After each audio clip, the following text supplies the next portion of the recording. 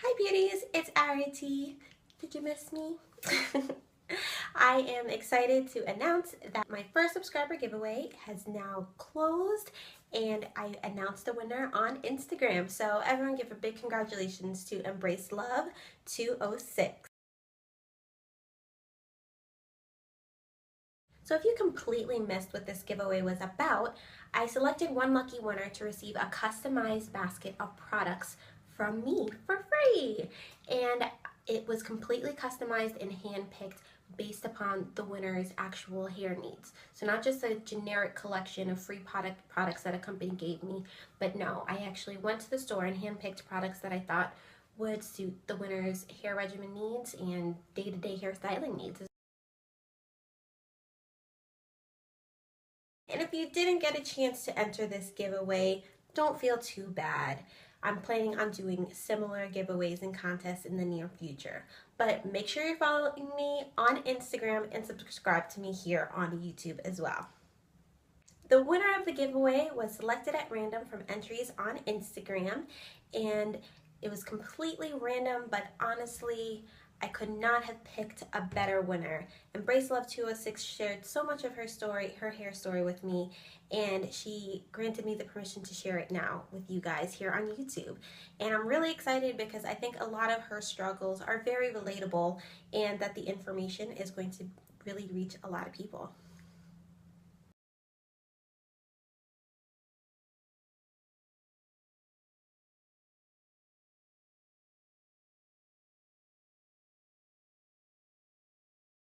The first product that I picked up for Embrace Love was a sulfate shampoo. So I picked up Garnier Fructis Hydra Recharge. The second product that I picked up for her was a cleansing conditioner from Carol's Daughter, and it's their Hair Milk Cleansing Conditioner. The third product I picked up for her was a leave-in conditioner, and this one was from Curls, and it's their Creme Brulee Whipped Cream. Next product that I got for her was the Shea Moisture Curling Gel Souffle to use as a styler. I also got her a bottle of apple cider vinegar because everybody needs that. And as a bonus, I threw in some goodie hair bands. Now this ended up being a much bigger haul than what I was anticipating, but I was so inspired by her story that I not only purchased more products for her than I thought I was going to, but I'm also got inspired to ask her if I could share her story with you. So I'm going to share the complete product regimen that I constructed just for her and share it with you guys so that we can all learn something new together. Let's start with her wash day. Now she exercises daily, between 4 to 5 days a week. She drinks plenty of water, so she's a pretty healthy college student. But because she's exercising so much, you can tend to get like sweaty, dirty, itchy scalp. So what I recommended to her was to feel free to co-wash with the Carol's Daughter hair milk or use the apple cider vinegar rinse whenever she feels like her scalp needs to be cleaned. But it's also important that she does an actual cleansing wash at least once a week using the sulfate shampoo that I picked up for her. Why does she need to do this? Well, her hair is low porosity. Guess who else has low porosity hair? Another one of your favorite YouTube personalities, Alicia James, also has low porosity hair. And really the key for low porosity hair is less products. So when she uses the clarifying shampoo, it's going to remove all of the product buildup off of her hair. What low porosity hair really means is that the cuticle lays flat against the hair strand. And what it's supposed to do is protect the inner cortex and help the hair strand retain moisture. But also, this is preventing moisture from getting into the inner cortex. So when you put on products, it just layers on top of it, and your hair actually doesn't get moisturized, and it starts looking really dirty. So for her wash day, it's important for her to do this clarifying wash at least once a week and skip the pre-poo. The pre-poo is meant to be a barrier between your hair and the shampoo, but in her case, we actually want the shampoo to touch her hair strand so we can get all of the gunk off of it and actually lift that cuticle layer so we can properly moisturize. For information on how to co-wash and do apple cider vinegar rinses, watch these videos linked here.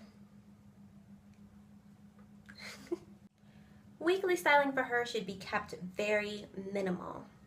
She exercises really frequently, so it would be a good idea for her to leave her hair in twists or braids for at least half of the week. And if she can keep them in for the whole week because she likes the style, even better. And she doesn't even need to moisturize daily because she has low porosity hair. So that moisturizing that we did on wash day is actually going to stay in her hair because her cuticle isn't lifted, so it's not evaporating out. Why is this a good regimen for her specifically? Well, since she's exercising regularly and she needs to cleanse her scalp more frequently, having her hair in braids and twists will make it really easy for her to get to her scalp and clean it without actually disrupting her day-to-day style. Also, when she wants to wear her hair out, it'll be nice and stretched from being in twists and braids all week. I would recommend for her in particular, since she does have lower density hair and fine strands, to make her sections really small and to also make her twists or braids really small as well. These will look really nice when she's wearing them loose, and they're also very easy to style if she wants to put her hair in a ponytail or a bun or do anything cute like that. It's a lot easier than having chunkier sections because those are a little bit harder to manipulate on a day-to-day basis.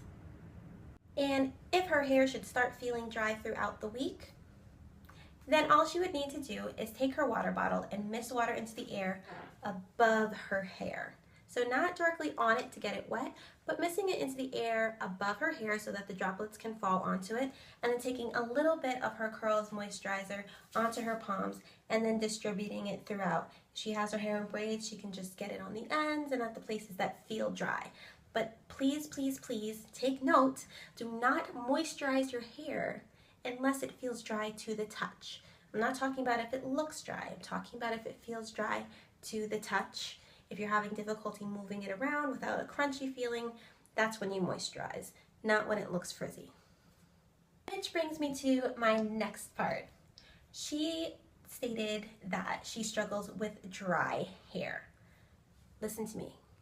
Your hair is not dry. It's not. How do I know this? I asked her to do a strand elasticity test. Dry strands of hair will snap when doing the strand elasticity test.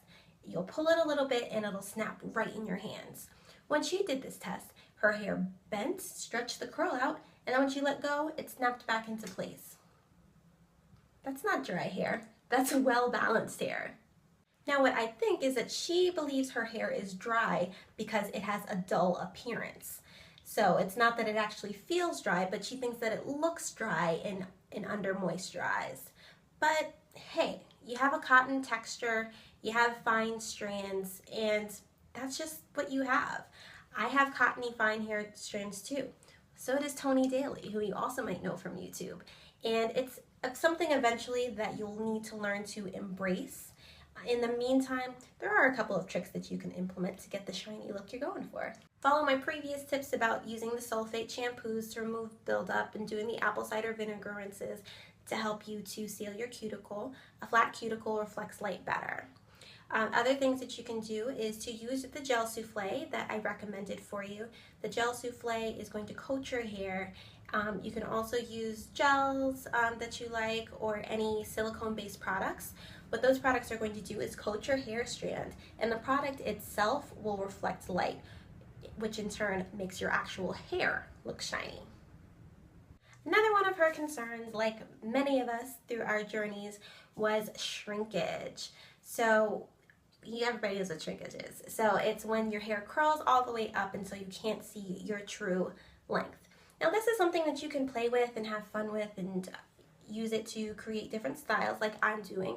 I'm kind of creating a different shape to my afro than what I actually have by embracing shrinkage. But if that is not your jam, there are things that you can do. You can use heat sparingly. I'd recommend watching my heat training FAQ video for information on how to safely heat style your hair. And then also you want to learn how to actually stretch your hair without heat. So check out my videos on wash and go versus humidity and my wash and go tips video for tips on how to elongate your curls so that you can play with more of your length. So she was also worried about breakage. Ugh. breakage. Everybody experiences this, right? So the thing is, she has fine hair strands. Fine hair strands require a little bit more care. So I love using the analogy of thick stockings versus really thin sheer pantyhose. If you're putting on your stockings and you're yanking them up, you get your ring caught in the stockings and then you put them on, you probably won't have inflicted that much damage to them.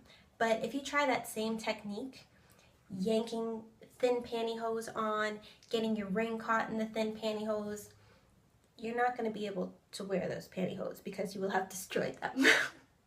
So the same can be said about thin hair strands versus thick hair strands. If you have thin hair strands, you're going to have to be a little bit more cautious in your care. So here are some things that you can do.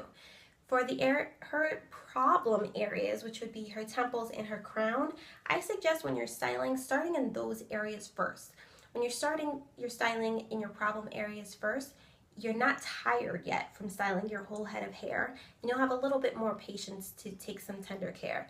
So twist or braid up your temples, twist or braid up your crown, and then do the rest of your hair, because the rest of your hair is a little bit more durable, it would seem.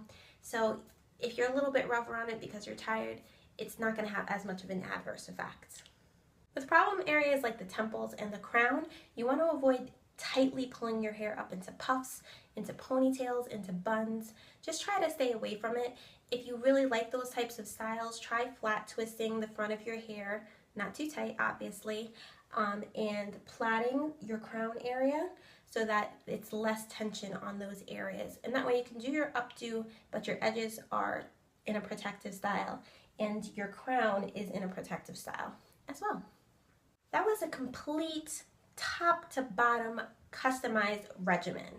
And I was so inspired by this young lady who's working so hard in college and trying to learn her natural hair all at the same time. And I felt like so many of you guys could probably relate. And so I wanted to share her story and thank her so much for allowing me to do so. I want to do more things like this. If you have specific hair questions that you maybe felt like silly asking or didn't even realize that that was a factor in your hair care, please send me a private message or comment on this video. I would love to do more top to bottom regimen videos like this one. Thank you guys so much for watching. Thank you for subscribing. Thank you for following me on Instagram. I'm so excited to do more stuff with you guys. See you soon.